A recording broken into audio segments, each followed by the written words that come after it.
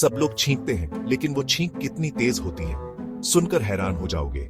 जब आप छींकते हैं तो नाक और मुंह से हवा बिल्कुल रॉकेट की तरह निकलती है।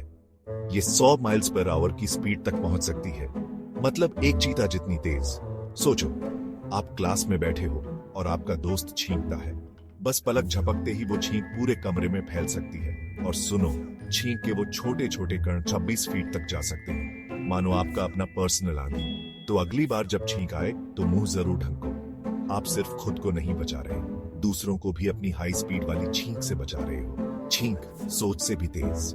देखने के लिए शुक्रिया। लाइक, शेयर और सब्सक्राइब करना मत भूलना। और भी मजेदार बातें जानने के लिए जिज्ञासु बने रहो।